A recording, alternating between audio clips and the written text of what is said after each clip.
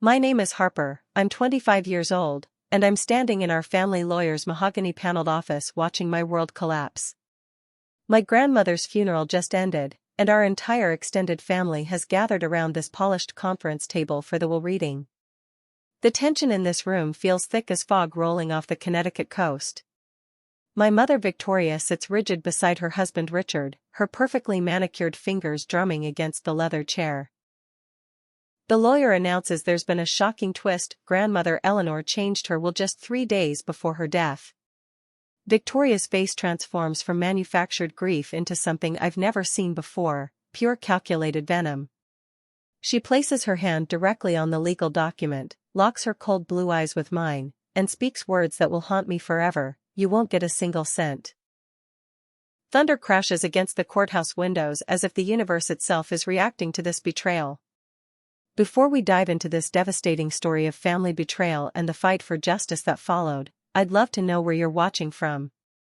Drop your location in the comments below, and don't forget to hit that like button and subscribe for more incredible true stories. Trust me, what happens next will leave you absolutely speechless, so buckle up because this journey is just getting started. Looking back now, I realize the signs were always there, hidden beneath the picture-perfect facade my mother Victoria had carefully constructed over the years.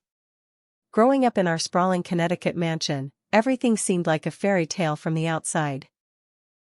My father was a successful cardiac surgeon, my mother the quintessential socialite who organized charity galas and country club events, and my younger brother Camden and I were the golden children who excelled at everything we touched. I maintained a perfect GPA throughout high school, played varsity tennis, volunteered at the local hospital, and had already been accepted to Yale for pre-med when tragedy struck our family like lightning. My father died in a horrific car accident during a winter storm when I was 18 years old. The grief nearly destroyed me, but what came next would prove far more devastating than losing him. Within 8 months of my father's funeral, my mother had remarried Richard Blackwood, a wealthy businessman who owned several manufacturing companies throughout New England. The speed of their relationship shocked everyone who knew our family, but Victoria explained it away as finding comfort in her darkest hour. She claimed Richard had been a family friend for years, someone my father had trusted implicitly. Looking back, I should have questioned how quickly Richard moved into our home, how seamlessly he integrated himself into our financial affairs, and how effortlessly he seemed to know where everything was kept. The first red flag appeared when I tried to access my college fund during freshman orientation at Yale. The account that should have contained over $200,000 from my father's life insurance policy was completely empty. When I confronted my mother about the missing money, she became hysterical, claiming my father had left enormous debts from his medical practice that she'd been forced to pay off secretly. She produced stack after stack of official-looking documents showing liens, malpractice settlements, and outstanding loans that supposedly consumed every penny of our inheritance.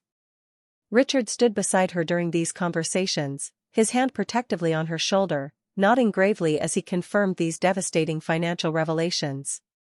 But something felt fundamentally wrong about their explanation. My father had been meticulous about his finances, often showing me his investment portfolios and explaining how he was securing our family's future. He'd specifically told me about setting up educational trusts that would be untouchable except for legitimate academic expenses. When I pressed for more details about these alleged debts, Victoria's demeanor shifted from grief-stricken widow to something far more sinister. She accused me of being selfish and greedy, of caring more about money than honoring my father's memory. Richard threatened to cut off all financial support for my education unless I stopped asking questions and accepted their version of events. The psychological manipulation was subtle but relentless. Victoria began spreading whispers throughout our social circle that I was struggling with mental health issues related to my father's death. She claimed I was becoming paranoid, seeing conspiracies where none existed, and needed professional help to process my grief properly. Friends who had known me since childhood suddenly seemed uncomfortable around me, treating me like I was fragile or potentially unstable. Victoria's performance was masterful. She played the role of concerned mother protecting her troubled daughter while simultaneously undermining every relationship I had built over the years. Everything changed the night I discovered my father's hidden safe behind a painting in his study. Inside were copies of his real financial records, documentation of substantial life insurance policies, and most damning of all, a letter addressed to me that outlined his growing suspicions about Victoria's spending habits. He had apparently noticed large withdrawals from their joint accounts, mysterious transfers to offshore accounts, and credit cards opened in his name without his knowledge. The letter, dated just 2 weeks before his death, expressed his intention to confront Victoria about these discrepancies and to ensure my educational funds were moved to an account she couldn't access. The final paragraph sent chills through my entire body. "If something happens to me, Harper, know that I love you beyond measure, and everything I've worked for belongs to you and Camden. Don't let anyone convince you otherwise." When Victoria discovered me reading that letter, her mask finally slipped completely. The grieving widow act vanished, replaced by cold fury that I had dared to question her authority. She snatched the documents from my hands, claiming they were forgeries created by my disturbed mind. Within hours, she had staged an elaborate emotional breakdown in front of our extended family, sobbing about how my father's death had damaged me psychologically and how I was now creating false narratives to cope with reality.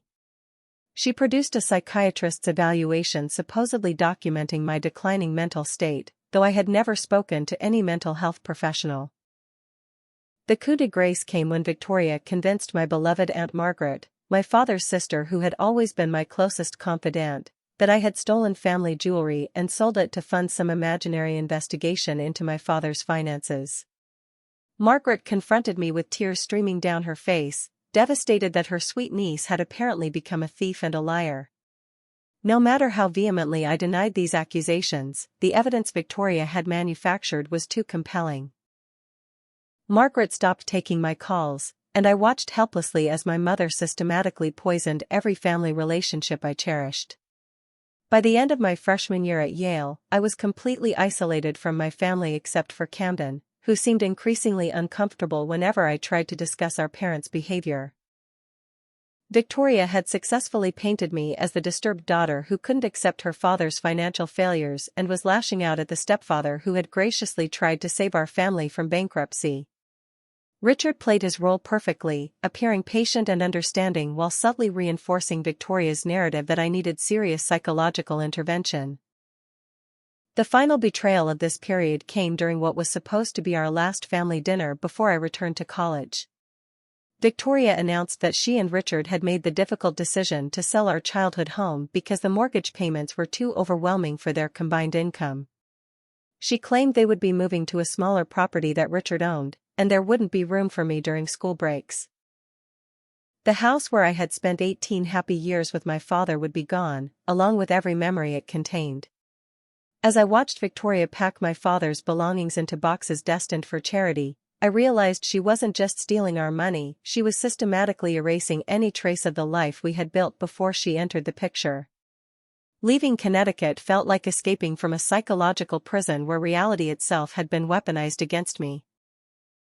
I transferred my credits to UCLA, as far from my toxic family as I could manage, and threw myself into rebuilding a life based on truth rather than Victoria's elaborate deceptions. Working 3 jobs while maintaining my pre-med coursework was exhausting, but every dollar I earned through honest labor felt like a small victory against the people who had stolen my inheritance and tried to destroy my sanity. I waited tables at a trendy Santa Monica restaurant, tutored struggling students in organic chemistry, and spent weekends cleaning offices in downtown Los Angeles. The work was hard, but it was mine, untainted by Victoria's manipulations. What I didn't know during those difficult first months in California was that my grandmother Eleanor had been conducting her own investigation into Victoria's suspicious behavior. Eleanor had always been sharp as a tack, despite being in her early 80s, and she possessed the kind of old money intuition that could detect social climbers and fortune hunters from miles away. She had never fully trusted Richard, and Victoria's rapid transformation from grieving widow to society hostess had raised red flags that Eleanor couldn't ignore. While Victoria thought she had successfully isolated me from all family support, Eleanor maintained secret contact through encrypted emails and carefully planned phone calls when she knew Victoria wouldn't be monitoring her activities. During one of our clandestine conversations, Eleanor revealed that she had hired a private investigator named Marcus Chin to look into Victoria's background and financial activities. What Marcus had uncovered was far worse than anything I had imagined. Victoria's maiden name wasn't even real. She had legally changed it years before meeting my father, apparently to escape debts and legal troubles from her previous life. She had been married twice before, both times to wealthy older men who had died under mysterious circumstances, leaving her substantial inheritances that she had quickly squandered through gambling and poor investments. The pattern was becoming clear. Victoria was a professional predator who targeted successful men, integrated herself into their families, and systematically drained their assets while positioning herself as the grieving beneficiary. Eleanor's investigation revealed that Victoria had been forging my father's signature on financial documents for months before his death, transferring money to accounts that Richard controlled through his various business entities. The medical practice my father had built over 20 years had been sold for far below market value to one of Richard's associates, who then immediately resold it for triple the price. The life insurance policies that should have secured my and Camden's futures had been redirected to Victoria as the sole beneficiary, using forged documents that appeared to be signed by my father just days before his accident. The scope of their theft was breathtaking. They had stolen nearly $3 million that rightfully belonged to me and my brother. But Eleanor wasn't content to simply document these crimes. She was planning something far more significant, something that would restore justice to our family and ensure that Victoria's victims received the compensation they deserved. During our last phone conversation before her health began declining, Eleanor promised me that she would make everything right through her will. She explained that her estate, valued at approximately $50 million, would be structured to correct the financial damage Victoria had inflicted on our family.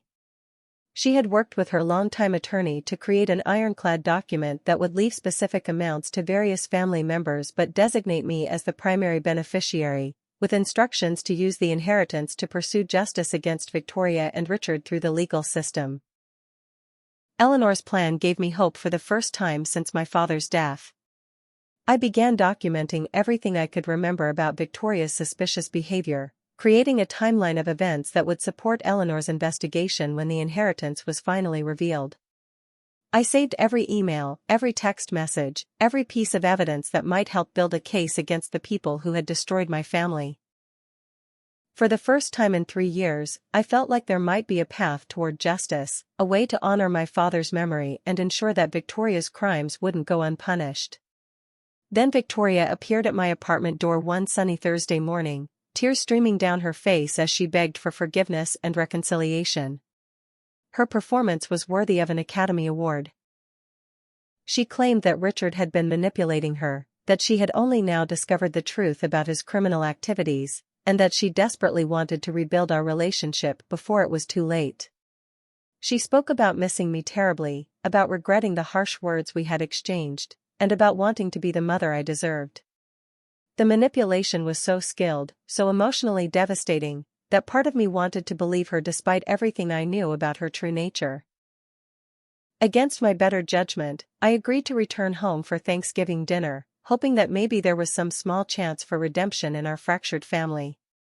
Victoria seemed genuinely grateful for my willingness to visit, promising that Camden would be there and that we could finally address all the misunderstandings that had driven us apart. She even offered to pay for my plane ticket, claiming that she wanted to show how committed she was to repairing our relationship. As I packed my bags for the trip back to Connecticut, I couldn't shake the feeling that I was walking into a carefully orchestrated trap, but my desperate need for family connection overrode my logical concerns.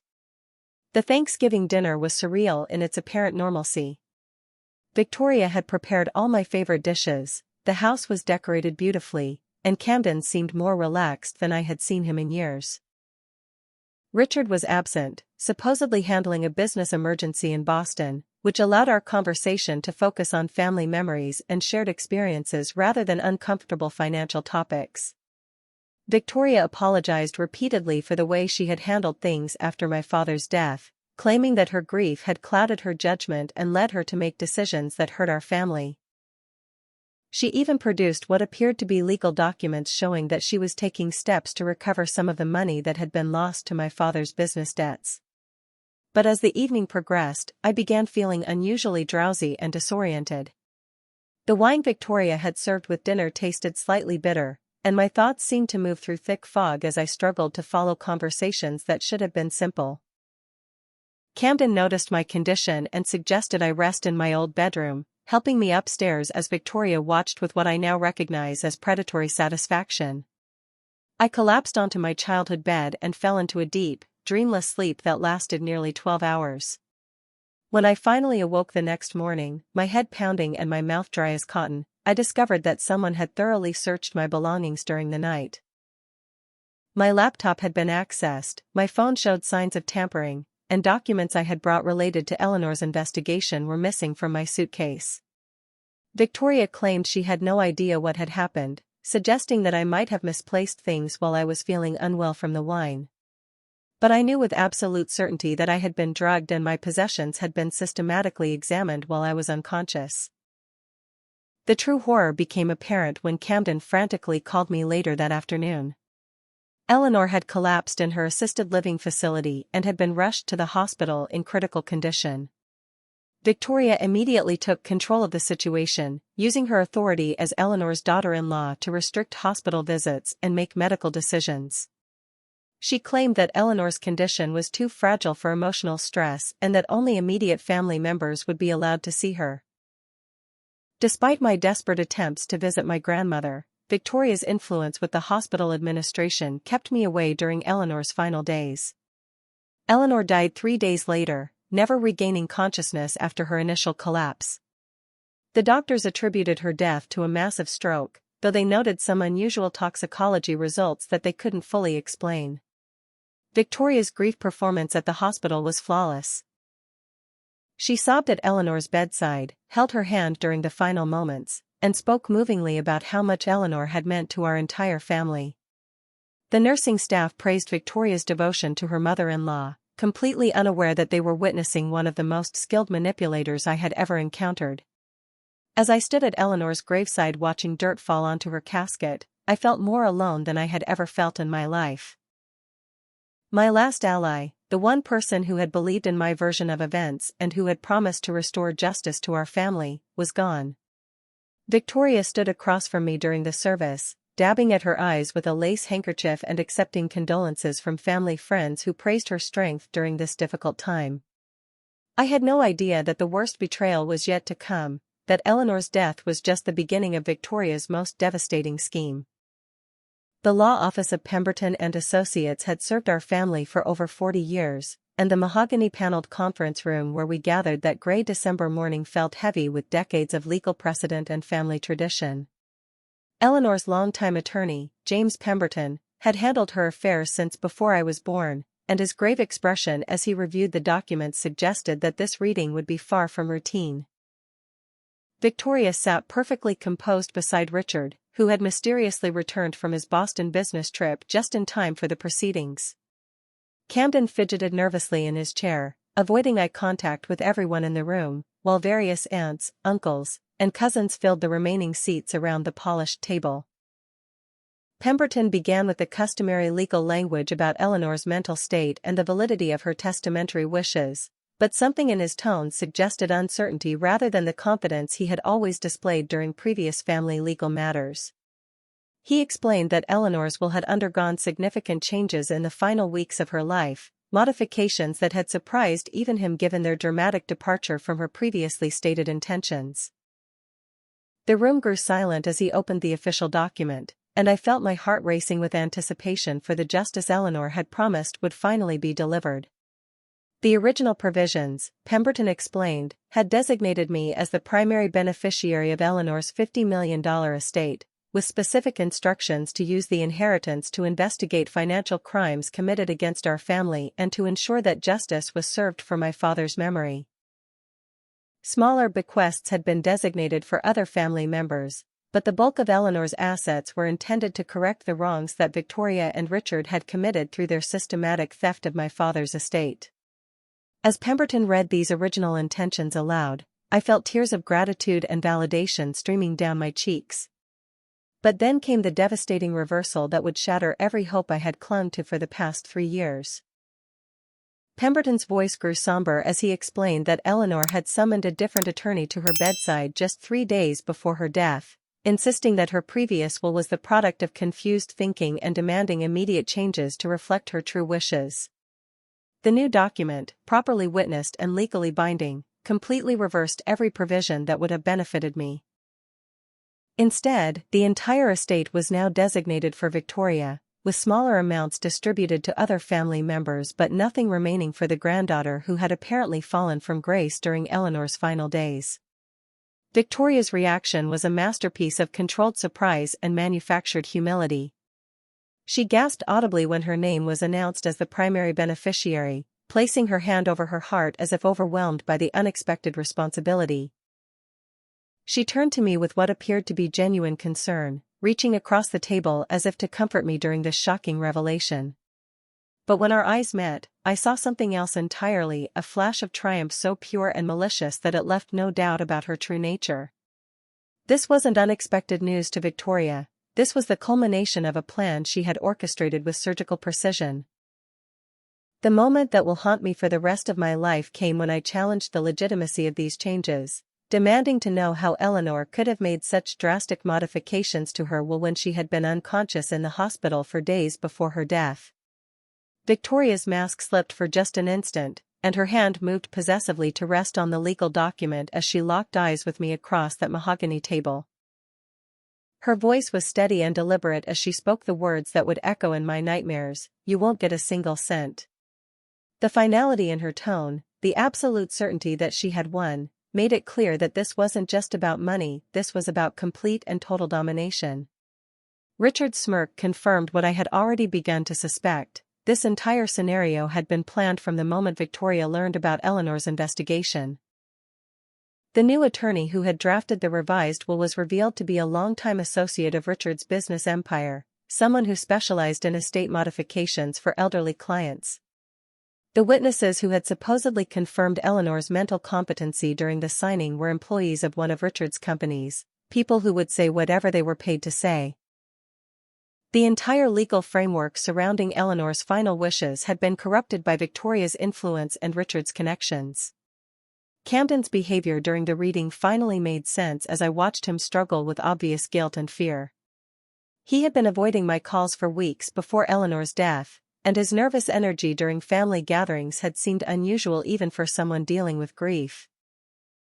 Now I realized that Victoria had somehow forced his cooperation in this scheme, using threats or manipulation to ensure his silence while she positioned herself to steal Eleanor's entire estate. My own brother had been complicit in this betrayal, though whether through coercion or corruption remained unclear. The supporting evidence for Eleanor's supposed change of heart was devastating in its completeness.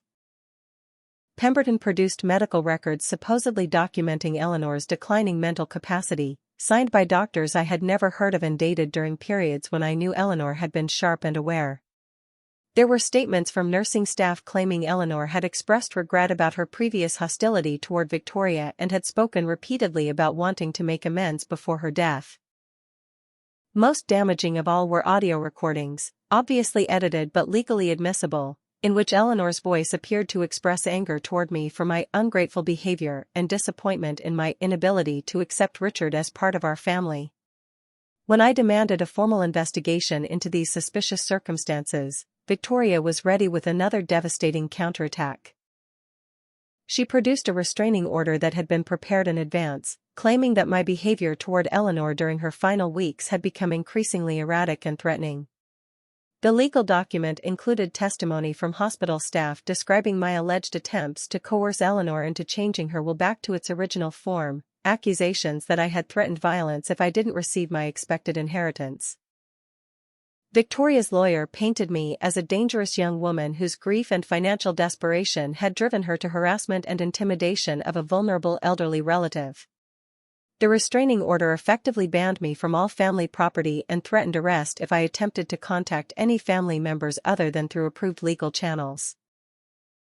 Victoria's final stroke of genius was filing a motion to have me evaluated for mental health issues, claiming that my inability to accept Eleanor's legitimate final wishes proved I was suffering from delusional thinking and posed a potential threat to other family members.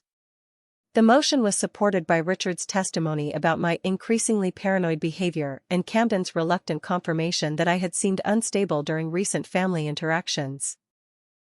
As I was escorted from the law office by security personnel, banned from attending Eleanor's estate settlement proceedings and cut off from any contact with the family that had once been my entire world, I felt the crushing weight of complete defeat. Victoria had not only stolen Eleanor's inheritance, she had systematically destroyed every relationship I valued and painted me as the villain in a narrative where she was the long-suffering victim. The justice Eleanor had promised was gone, replaced by a legal framework that positioned Victoria as the rightful heir to wealth she had manipulated an elderly woman into bequeathing. The drive back to my small apartment felt like traveling through a nightmare from which I couldn't wake up. Victoria had outmaneuvered me at every turn, using her understanding of family dynamics and legal loopholes to construct an unassailable position. She controlled the narrative, the evidence, and the key witnesses, while I had nothing but my own testimony about events that could easily be dismissed as the fantasies of a grieving and unstable young woman. For the first time since beginning this fight for justice, I genuinely considered giving up entirely and accepting that some wrongs could never be made right. The months following the will reading were the darkest period of my life, a time when suicide seemed like the only escape from the suffocating weight of injustice and isolation. Victoria's influence had spread like poison through every aspect of my existence, systematically destroying the life I had struggled to rebuild in California. My employer at the Santa Monica restaurant received anonymous calls describing me as mentally unstable and potentially dangerous to customers, leading to my termination despite 3 years of excellent performance. The families I tutored were contacted with similar warnings about my supposed psychological issues, causing them to cancel my services immediately without explanation. Most devastating of all was discovering that my landlord had accepted a substantial cash payment from Victoria to break my lease and force my eviction.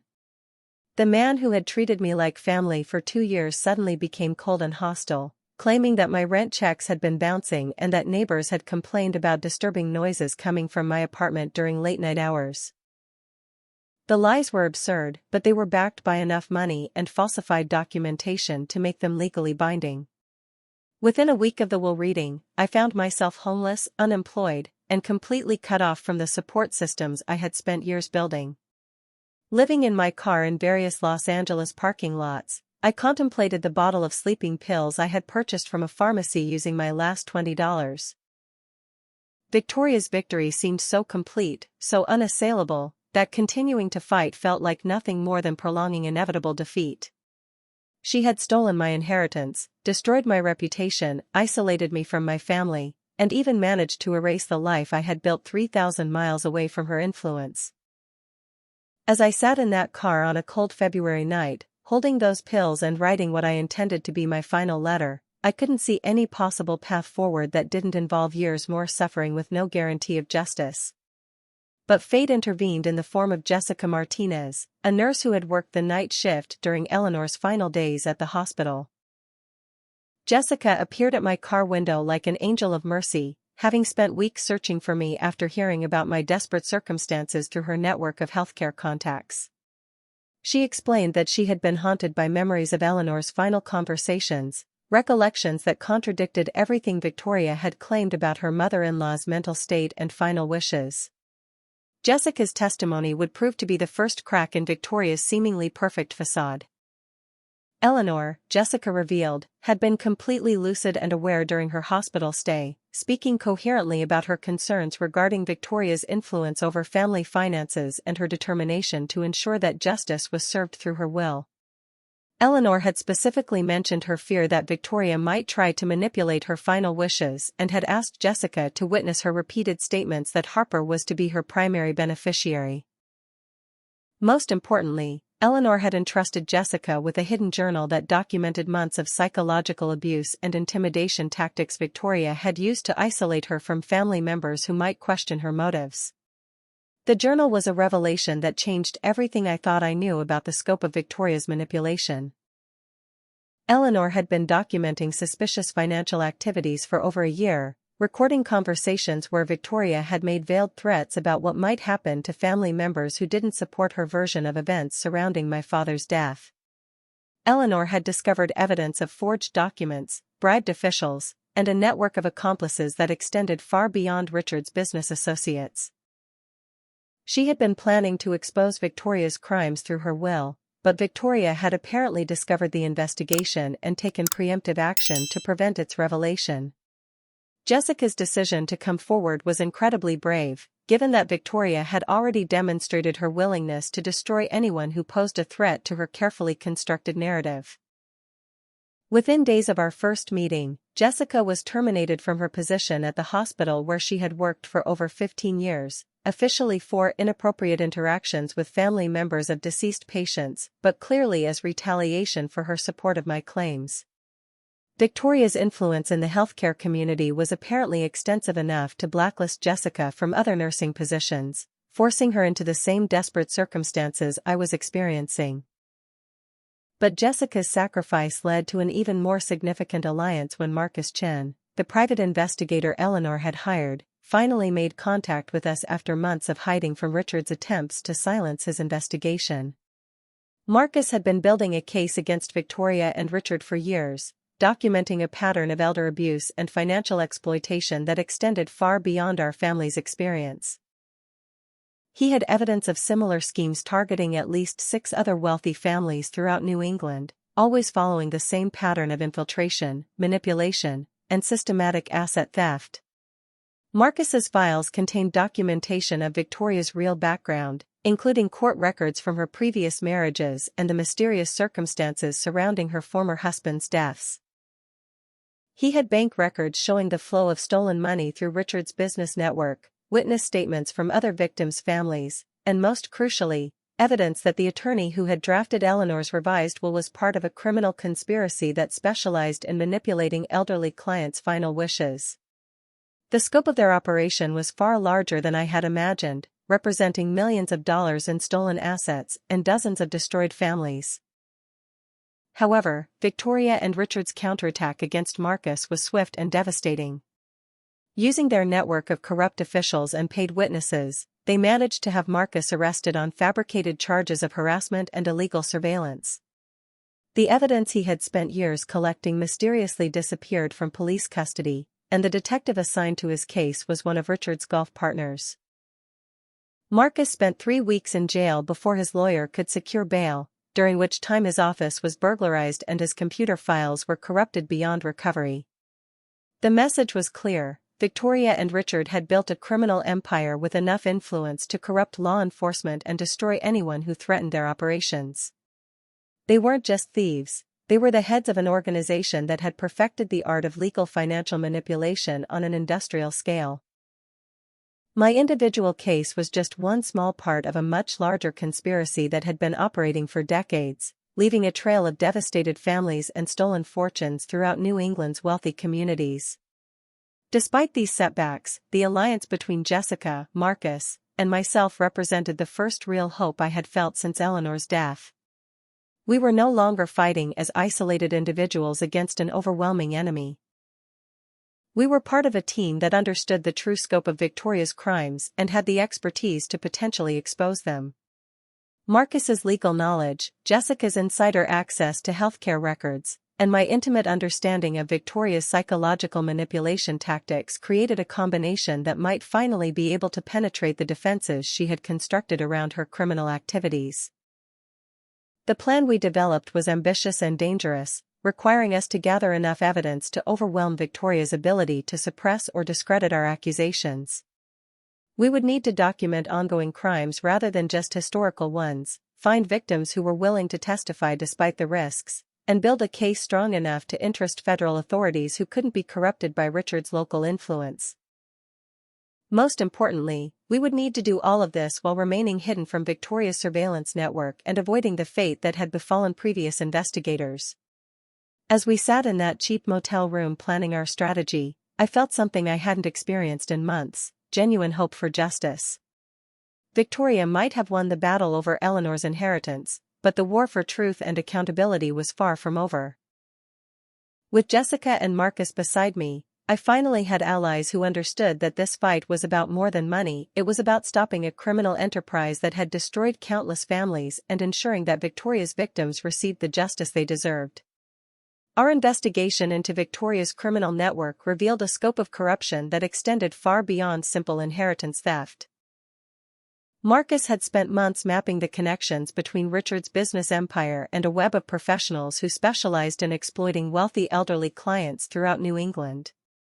The operation included corrupt estate attorneys, bribed medical professionals, fraudulent financial advisors, and even funeral directors who helped identify potential targets by monitoring obituaries for recently widowed wealthy individuals. Victoria wasn't just a fortune hunter. She was the primary recruiter and manipulator for an organization that had perfected systematic elder abuse on an industrial scale. The decision to go underground was necessitated by Victoria's increasingly sophisticated surveillance of our activities. Marcus discovered tracking devices on his vehicle, Jessica found evidence that her phone calls were being monitored, and I realized that Victoria's network had been following my movements since the will reading. We assumed new identities, used burner phones exclusively, and communicated through encrypted messaging systems that Marcus had learned during his years as a private investigator. Our base of operations became a series of cheap motels and safe houses, never staying in one location for more than a few days as we gathered evidence and planned our next moves. The breakthrough came when Marcus identified a pattern in Victoria's target selection that allowed us to predict her next victim. Eleanor's death had provided Victoria with enough capital to fund their expansion into new territory, and they were apparently planning to establish operations in the wealthy retirement communities of Southern California. Marcus's contacts in the insurance industry provided lists of recently bereaved wealthy widows, and we began monitoring Victoria's activities as she researched potential targets through social media, charity galas, and exclusive club memberships. My role in the operation required me to overcome every instinct for self-preservation and infiltrate Victoria's social circle by posing as the prodigal daughter seeking forgiveness and reconciliation. The psychological preparation for this deception was brutal, requiring me to suppress my rage and disgust while presenting myself as broken and repentant. Marcus coached me on manipulation techniques that would appeal to Victoria's narcissistic need for dominance, teaching me to present my return as validation of her superior intelligence and power rather than a threat to her operations. The performance began at a charity auction in Beverly Hills where Victoria was establishing her credentials among California's social elite. I approached her during the cocktail hour, tears streaming down my face as I begged for another chance to prove my worthiness as her daughter. I claimed that months of therapy had helped me understand how grief and jealousy had corrupted my thinking, leading me to make false accusations against the stepfather who had only tried to help our family. Victoria's initial suspicion gradually gave way to sadistic satisfaction as she realized that I was publicly acknowledging her version of our family's history. The reconciliation process required me to endure weeks of psychological abuse disguised as maternal guidance and forgiveness.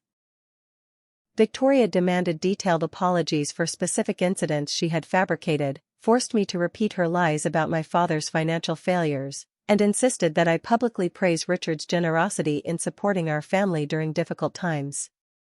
Each conversation was carefully recorded by surveillance equipment Marcus had provided, documenting Victoria's manipulation techniques and gathering evidence of her genuine personality beneath the caring mother facade.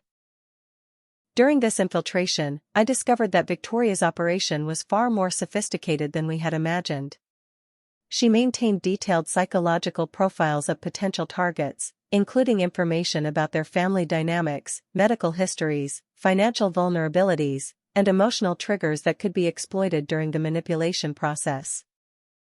Richard's business network provided legal and financial infrastructure for moving stolen assets quickly through offshore accounts and shell corporations, making the money nearly impossible to trace once it had been acquired. The most shocking revelation came when I gained access to Victoria's private office and discovered files documenting at least 15 successful operations over the past decade. Each case followed the same pattern: infiltration of a wealthy family through marriage or friendship, systematic isolation of the target from protective relatives, gradual assumption of financial control, and finally the manipulation of wills and estate documents to maximize the inheritance while minimizing suspicion. The total amount stolen was approaching $100 million, representing decades of destroyed families and stolen legacies. But Victoria's paranoia was constantly evolving, and she began testing my loyalty through increasingly dangerous assignments. She demanded that I participate in reconnaissance missions against potential targets, forcing me to gather personal information about elderly individuals who would become victims of their schemes. She also insisted that I recruit other young people who could serve as romantic bait for wealthy targets' adult children, expanding their ability to infiltrate and manipulate multiple family members simultaneously. The psychological toll of maintaining this deception while documenting evidence of ongoing crimes pushed me to the breaking point multiple times. Watching Victoria manipulate vulnerable elderly individuals, seeing the systematic destruction of families' financial security, and participating in the early stages of operations that would ultimately steal millions of dollars required a level of emotional detachment that felt like betraying my own soul. Jessica provided crucial support during this period, helping me process the trauma of each day's discoveries while maintaining focus on our ultimate goal of justice. The trap Victoria set for me was inevitable, given her sophisticated understanding of manipulation and surveillance. During what was supposed to be a family reconciliation dinner at the Connecticut mansion, I walked into an ambush that revealed just how thoroughly she had been monitoring my activities. Victoria had discovered my association with Jessica and Marcus, identified our safe houses, and prepared countermeasures that would eliminate our investigation permanently. The security team waiting in the mansion wasn't there to protect the family, they were there to ensure that I never left alive. Only Marcus's paranoid preparation for this possibility saved my life. He had been monitoring the mansion's perimeter and managed to create a diversion that allowed me to escape through the kitchen while Victoria's security team searched the main house. But the message was clear. Victoria knew everything about our operation and was prepared to use lethal force to protect her criminal empire. The game had escalated beyond simple evidence gathering to a life-or-death struggle between her network of corruption and our desperate pursuit of justice. Victoria's retaliation was swift and comprehensive. Within hours of my escape from the mansion, she had contacted law enforcement throughout California and Connecticut, providing detailed accusations that I had been stalking elderly individuals in preparation for financial crimes. She produced fabricated evidence of my supposed criminal activities, including forged documents and manipulated surveillance footage that appeared to show me conducting illegal surveillance of potential victims. The restraining orders and criminal complaints she filed were designed to prevent me from approaching any of her actual targets while painting me as the predator in our conflict.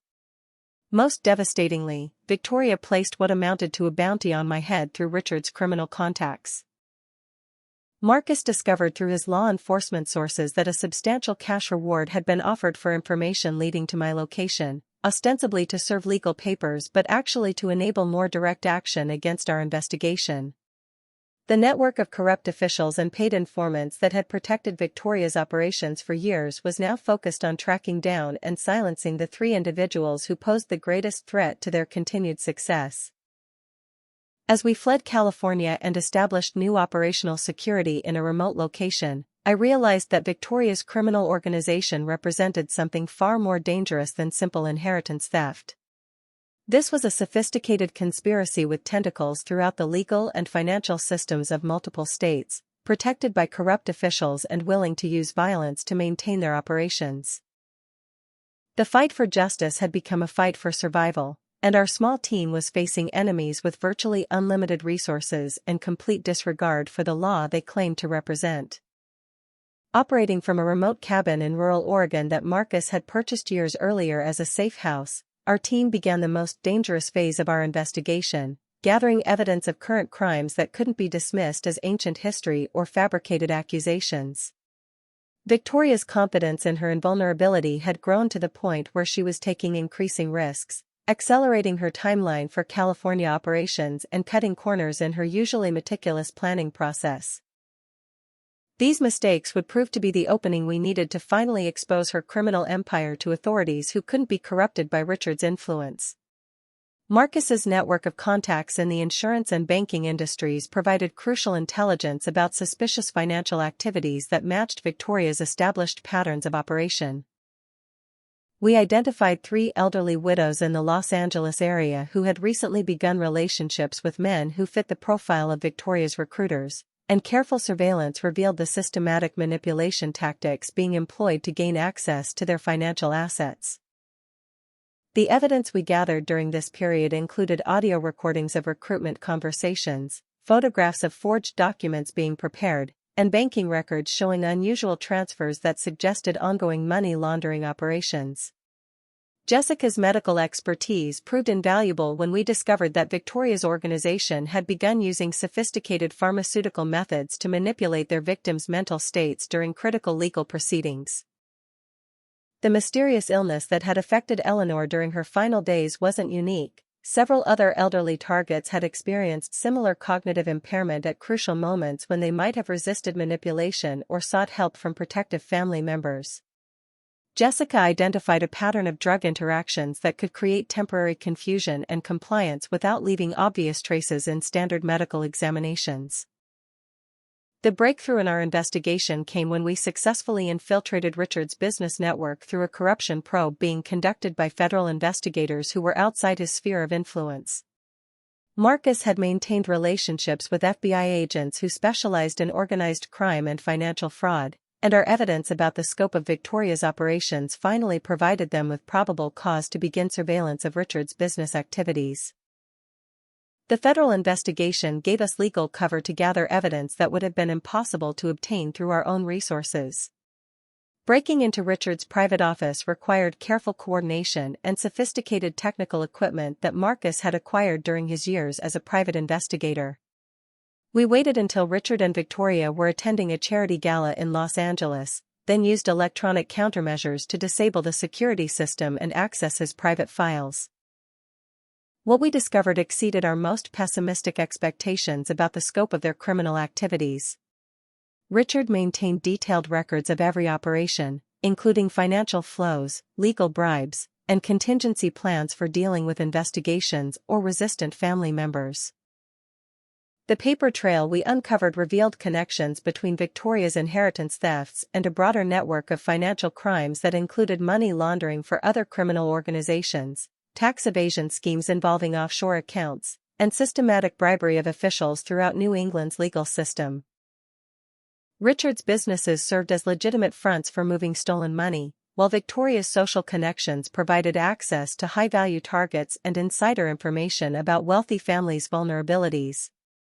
The total value of assets under their control approached $200 million, representing decades of systematic theft from some of the region's most prominent families. Most crucially, we discovered evidence that Eleanor's death had not been from natural causes. Richard's files contained correspondence with a specialist in exotic poisons who had provided substances designed to cause strokes or heart attacks in elderly individuals without leaving detectable traces during routine autopsies. The timing of Eleanor's collapse, combined with the suspicious toxicology results that doctors had been unable to explain, suddenly made perfect sense. Victoria hadn't just manipulated Eleanor's will. She had committed murder to prevent Eleanor from exposing their criminal activities. The revelation that Victoria was willing to commit murder to protect her operations fundamentally changed our approach to the investigation. We were no longer dealing with financial criminals who might face prison sentences. We were confronting killers who would eliminate anyone who threatened their empire. Marcus insisted that we immediately turn our evidence over to federal authorities and enter witness protection, but we knew that Victoria's influence was extensive enough to compromise many law enforcement agencies that might seem trustworthy. Jessica's kidnapping by Victoria's enforcers was a devastating reminder of how vulnerable we remained despite our careful security precautions. Garrett Blackwood, Richard's younger brother who served as their primary intimidator and problem solver, had been tracking our movements through surveillance techniques that exceeded our ability to detect. Jessica was taken from a grocery store parking lot in broad daylight, leaving behind only a note demanding that I surrender myself in exchange for her life. The message was clear: Victoria was prepared to escalate to any level of violence necessary to protect her criminal enterprise. The choice between Jessica's safety and our pursuit of justice was the most difficult decision of my life. Marcus argued that surrendering would accomplish nothing except providing Victoria with another victim, pointing out that she had no incentive to honor any agreement once I was in her custody. But the thought of Jessica suffering because of my pursuit of justice was unbearable, especially given the sacrifices she had already made to support our investigation. Against Marcus's advice, I agreed to meet Victoria at the family mansion for what both sides understood would be a final confrontation. Preparing for what would likely be my last conversation with Victoria required every ounce of courage I could summon. Marcus provided me with surveillance equipment that would broadcast our conversation to federal agents who were finally prepared to move against Victoria's organization, giving us one last chance to gather the kind of direct confession that could overcome her network of corrupt officials and paid witnesses. If Victoria's arrogance led her to reveal the full scope of her crimes during our final meeting, the evidence might be sufficient to bring down her entire criminal empire. The drive to the Connecticut mansion felt like traveling toward my own execution, but also toward the possibility of finally achieving the justice that Eleanor had died trying to secure. Victoria's confidence in her victory had grown so complete that she might finally be willing to reveal the truth about her crimes, believing that no one would survive to testify against her. Our investigation had pushed her criminal organization to the breaking point, and desperate people often made the kinds of mistakes that brought down even the most sophisticated conspiracies. As I approached the mansion where this nightmare had begun, I carried with me the hopes of dozens of families whose lives had been destroyed by Victoria's greed and manipulation. Eleanor's memory, my father's stolen legacy, and Jessica's courage had brought us to this moment of potential vindication or final defeat. The evidence we had gathered would either expose Victoria's crimes to the world or die with us in the confrontation that awaited inside those familiar walls. The family mansion loomed against the storm clouds gathering over Connecticut like a Gothic cathedral dedicated to the worship of money and manipulation. Every window blazed with warm light that created an illusion of safety and welcome, but I knew that inside those familiar walls waited the most dangerous predator I had ever encountered. Victoria had agreed to this meeting because she believed it would be her final victory, the moment when she would eliminate the last threat to her criminal empire and secure her position as one of New England's most successful con artists. What she didn't know was that every word of our conversation would be transmitted to federal agents who were finally prepared to move against her organization.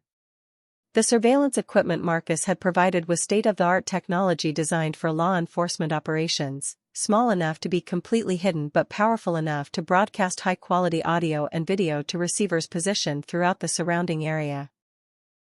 Federal agents from the Organized Crime Task Force were stationed at multiple locations with arrest warrants already prepared, waiting only for Victoria to provide the kind of direct confession that would overcome her network of corrupt officials and paid witnesses. This meeting represented our one chance to gather evidence that couldn't be suppressed or explained away by her army of lawyers and bribed officials. Victoria greeted me at the front door with the same maternal warmth she had displayed during our public reconciliation, embracing me tightly as if welcoming home a beloved daughter who had simply lost her way temporarily. But her eyes held the cold satisfaction of a predator who had successfully lured prey into an inescapable trap. Richard stood behind her in the marble foyer, his usually charming demeanor replaced by barely concealed hostility toward the person who had caused so much trouble for their operations. Behind him lurked Garrett Blackwood, Richard's brother, whose presence made it clear that violence was an option if psychological manipulation proved insufficient. The living room where Victoria had arranged our final conversation was decorated with antiques and artwork purchased with money stolen from dozens of families over the past decade. Every valuable object in that room represented someone's destroyed inheritance, someone's manipulated final wishes, someone's betrayed trust in people they had believed were family. Victoria settled into my father's favorite armchair as if it had always belonged to her, gesturing for me to sit on the couch where we had shared so many childhood memories before her poison infected our family. Victoria's monologue began with the kind of psychological manipulation she had perfected over years of controlling vulnerable victims. She spoke about how proud she was that I had finally come to my senses and recognized the futility of fighting against people with superior intelligence and resources.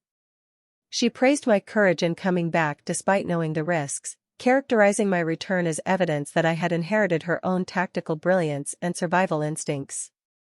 Every word was calculated to make me feel simultaneously valued and completely under her control. But as Victoria's confidence grew, fueled by Richard's admiring nods and Garrett's intimidating presence, her need to demonstrate her intellectual superiority began overwhelming her usual caution. She started revealing details about operations that only someone intimately familiar with their criminal activities could know. She described the systematic process of identifying wealthy targets through charity events and social gatherings, the psychological profiles they maintained on potential victims, and the network of professionals who helped them manipulate legal and financial systems to their advantage. The revelation that shocked me most was Victoria's casual admission that she had been planning my father's death for months before his supposed accident. She described studying his driving patterns, identifying the dangerous curve where his car would leave the road during that winter storm, and ensuring that his life insurance policies had been modified to benefit her rather than his children. My father hadn't died in a random accident. He had been murdered by a woman who had spent 2 years positioning herself to inherit everything he had worked to build. Victoria's description of Eleanor's final days was delivered with the same cold satisfaction she had shown when destroying my other relationships. She revealed how she had systematically isolated Eleanor from protective family members, bribed medical staff to administer drugs that would create cognitive confusion during crucial legal proceedings, and finally used exotic poisons to ensure that Eleanor's death would appear natural to investigators who weren't looking for signs of foul play. The private detective Eleanor had hired, the attorney who had drafted her original will, and several other potential witnesses had met similar fates when they posed threats to Victoria's operations. The scope of Victoria's criminal enterprise far exceeded anything I had imagined during our investigation. She controlled a network that extended throughout New England and was expanding into California, Florida, and other states with large populations of wealthy retirees. Richard's businesses provided legal frameworks for moving stolen assets, while Garrett handled intimidation and elimination of threats that couldn't be controlled through legal manipulation. Victoria estimated that their operations had generated over $300 million in stolen assets over the past 15 years, representing hundreds of destroyed families and manipulated inheritances. But Victoria's most devastating revelation was that Camden had been her willing accomplice since adolescence, recruited through a combination of threats and rewards that had transformed my beloved brother into another predator in her criminal organization. Camden's role was to identify potential targets among his social connections, gather intelligence about family dynamics that could be exploited, and serve as a trusted insider who could manipulate relatives who might otherwise resist Victoria's influence. The brother who had shared my childhood, who I had protected and loved unconditionally, had been working against me for years while pretending to struggle with Victoria's demands. Victoria's confession was interrupted by Camden's arrival from upstairs, where he had been monitoring police communications to ensure that our meeting wasn't being observed by law enforcement. His appearance confirmed everything Victoria had revealed about his involvement in their criminal activities. The guilt and discomfort I had attributed to grief and family pressure were actually the result of his knowledge that he was betraying the sister who had always protected him. Victoria's greatest triumph wasn't just stealing our money, it was turning my own brother into a weapon against me. The psychological torture of listening to Victoria detail her crimes while Camden stood silently beside her was almost unbearable, but I forced myself to remain calm and continue gathering the evidence that would finally bring justice to her victims. Victoria's arrogance and need for recognition were providing exactly the kind of detailed confession that federal investigators needed to overcome her network of corrupt officials and build an unassailable case against her organization. Victoria's revelation of her ultimate plan was the most chilling moment of our entire conversation. She explained that my death would be staged to look like suicide, driven by grief over losing Eleanor's inheritance and guilt over my supposed harassment of elderly victims throughout California. Jessica's death would be attributed to a drug overdose, the tragic end of a nurse who had been overwhelmed by depression after losing her job and being unable to find new employment. Marcus would simply disappear, another private investigator who had gotten too close to dangerous people and paid the ultimate price for his curiosity. The casual way Victoria discussed murder while sipping tea from my grandmother's china demonstrated a level of evil that transcended simple greed or manipulation. She had become a serial killer whose weapons were legal documents and financial instruments rather than conventional violence, but whose body count was substantial and growing. Victoria's criminal organization represented one of the most sophisticated and successful murder conspiracies in modern American history, hidden behind the respectable facade of estate planning and family financial management. Garrett's movement toward the door suggested that Victoria had finished her confession and was preparing to proceed with the final phase of her plan. But the sound of sirens approaching from multiple directions indicated that Marcus had successfully coordinated with federal agents who were finally prepared to act on the evidence we had gathered. Victoria's expression shifted from smug satisfaction to genuine concern as she realized that her private confession had been anything but private. The federal agents who burst through every entrance to the mansion were members of an organized crime task force that specialized in financial conspiracies and had been building cases against corrupt officials throughout New England for several years.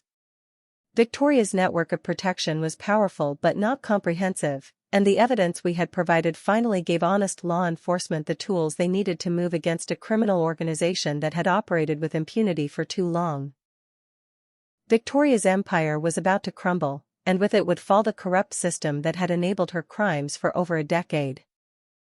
The FBI raid on the mansion was unlike anything I had ever witnessed, a precisely coordinated operation that demonstrated just how extensively federal investigators had been monitoring Victoria's criminal network while building their case.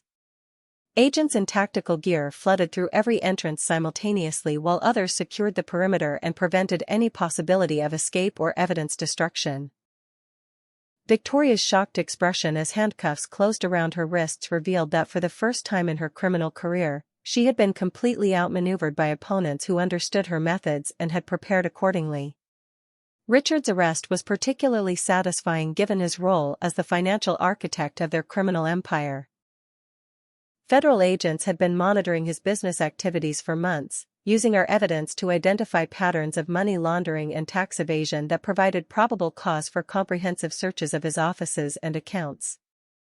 The sophisticated network of shell companies and offshore accounts that had protected their stolen assets for years was systematically dismantled by forensic accountants who specialized in unraveling complex financial conspiracies.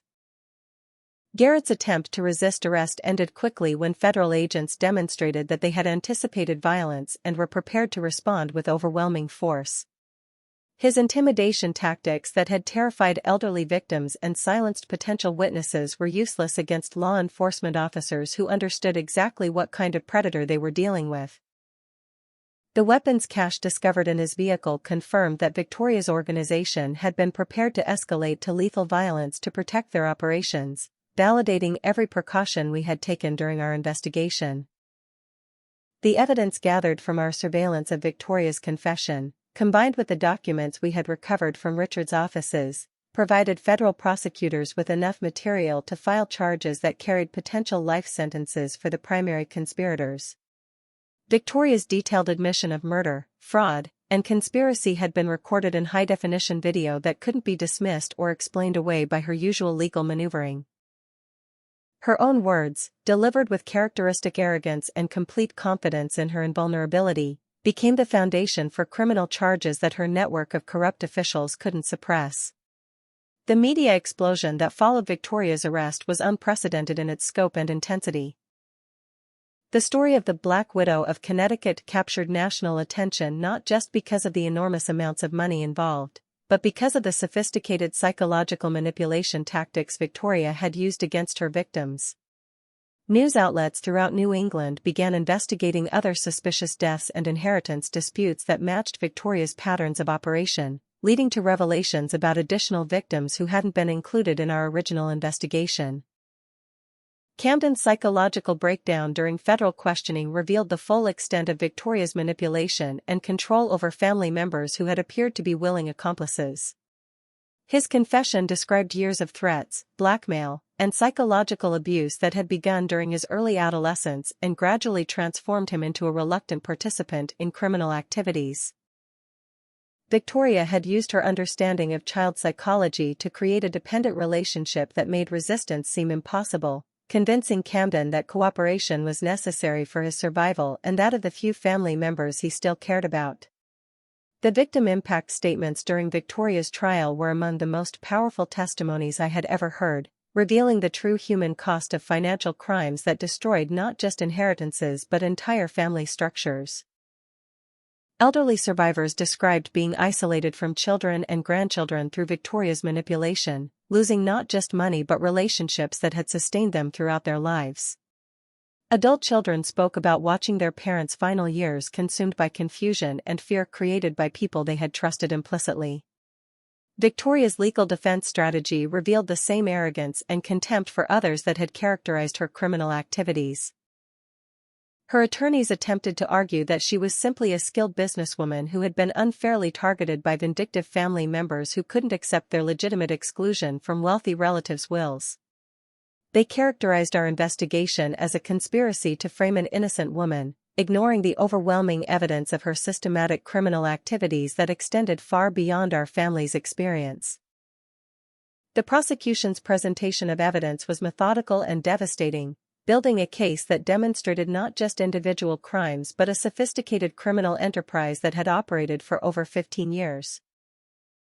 Expert witnesses explained the psychological manipulation techniques Victoria had used, forensic accountants traced the flow of stolen money through complex financial networks, and medical experts confirmed that several deaths attributed to natural causes showed signs of deliberate poisoning with exotic substances.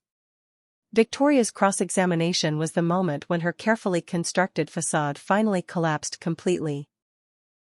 Under aggressive questioning about specific victims and detailed criminal activities, her mask of maternal concern and social respectability fell away to reveal the cold sociopathy that had driven her criminal career. Her angry outbursts and contemptuous responses to victims' family members provided the jury with clear evidence of her true personality and complete lack of remorse for the suffering she had caused. The jury's verdict was unanimous on all charges, including multiple counts of murder, fraud, conspiracy, and money laundering that carried mandatory life sentences. Victoria's expression as the verdicts were read showed genuine shock that her network of protection and legal manipulation had finally failed to shield her from the consequences of her crimes. For the first time in her adult life, Victoria faced accountability that she couldn't escape through charm, manipulation, or bribery. Judge Harrison's sentencing statement reflected both the severity of Victoria's crimes and the broader social impact of financial predators who target vulnerable elderly victims. He characterized Victoria's criminal organization as one of the most sophisticated and destructive conspiracies he had encountered during decades on the federal bench, noting that her crimes had destroyed not just financial security but the basic trust that holds families and communities together.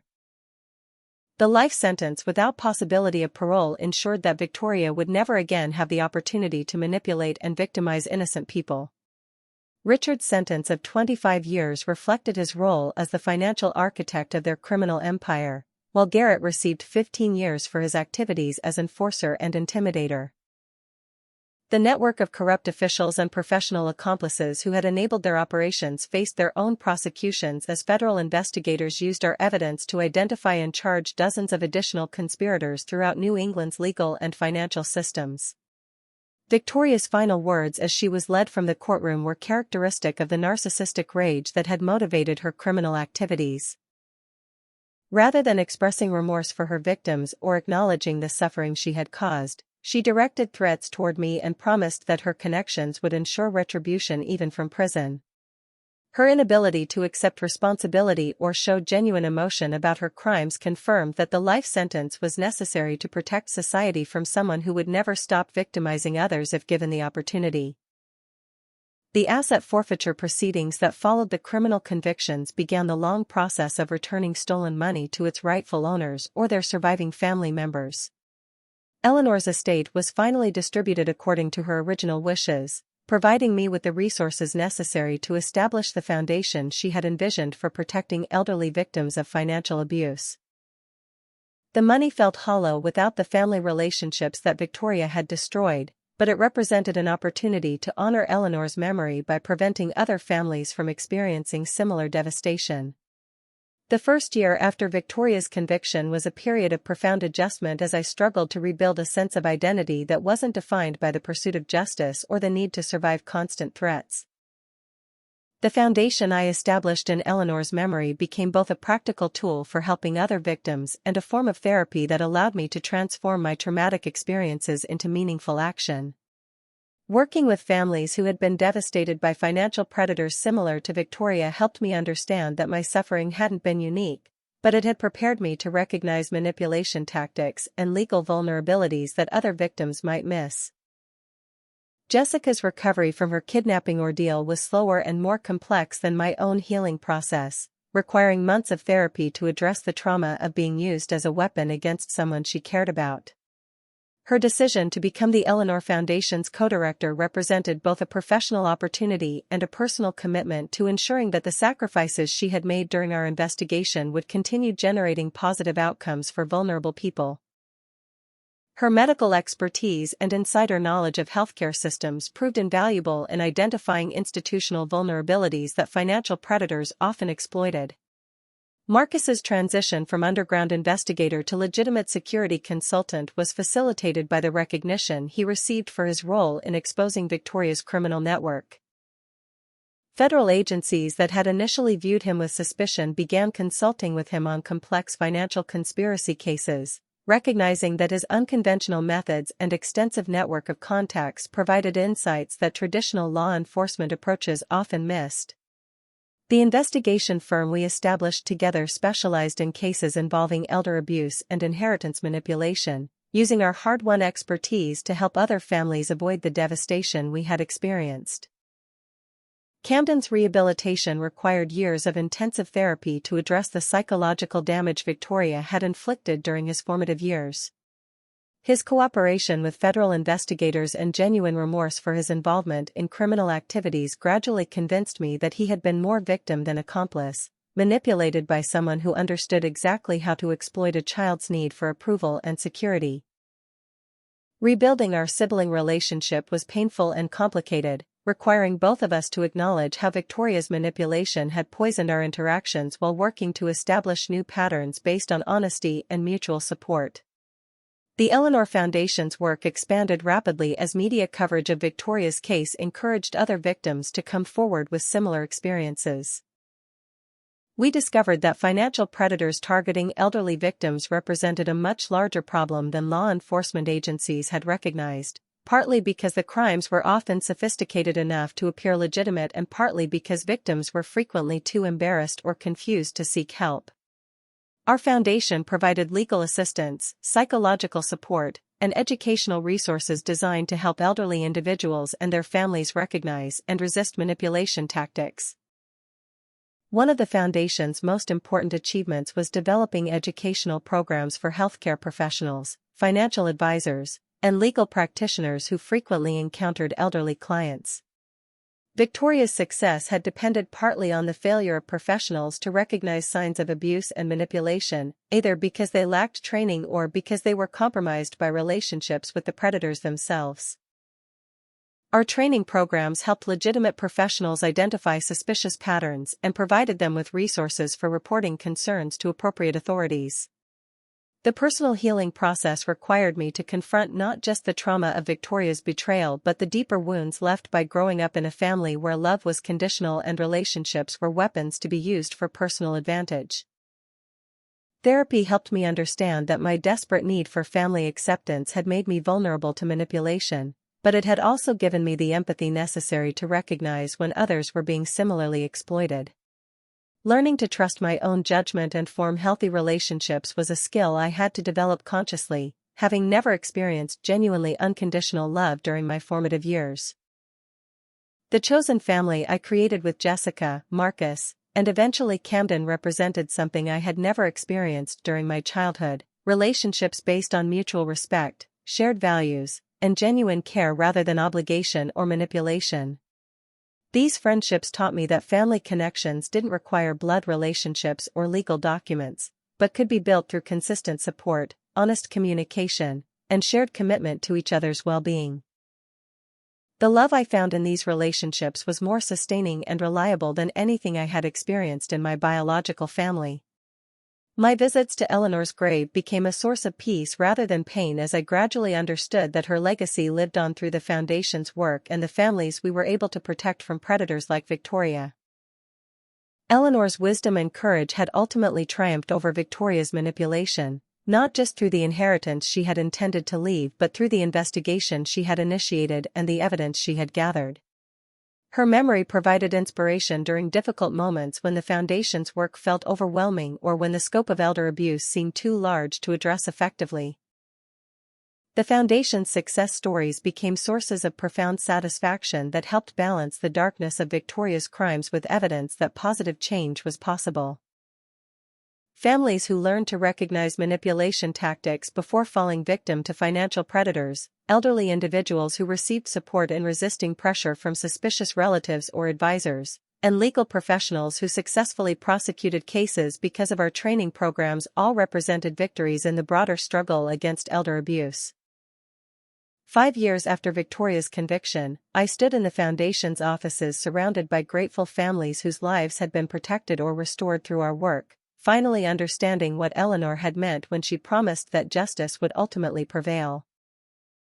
The money Victoria had stolen had been important, but the real inheritance Eleanor had left was the wisdom to recognize manipulation, the courage to resist intimidation, and the determination to protect others from similar victimization. These qualities couldn't be stolen through forged documents or corrupt officials, they could only be earned through experience and shared through service to others. The Foundation's annual report documenting our impact on elder abuse prevention and victim assistance filled me with the kind of pride I had never felt during my privileged childhood or successful academic career. We had helped recover over $50 million in stolen assets for victims' families, provided legal assistance to hundreds of elderly individuals facing financial manipulation, and trained thousands of professionals to recognize and respond to signs of elder abuse. These achievements represented real protection for vulnerable people rather than just personal vindication for past wrongs. Victoria's letters from prison, which arrived sporadically despite restraining orders and security precautions, served as reminders that evil people rarely change even when facing the consequences of their actions. Her continued attempts at manipulation and threats of retribution confirmed that the life sentence had been necessary and appropriate. But these letters no longer frightened or angered me, they simply demonstrated the profound emptiness of a person whose entire identity had been built around dominating and exploiting others. The wisdom I gained through surviving Victoria's betrayal and fighting for justice extended far beyond financial crimes or family dysfunction. I learned that resilience wasn't just about enduring suffering but about transforming trauma into wisdom that could benefit others facing similar challenges. The strength I discovered during the darkest periods of my life became a resource I could offer to victims who felt hopeless and isolated, helping them understand that survival was possible and that their experiences could ultimately serve purposes larger than their individual pain.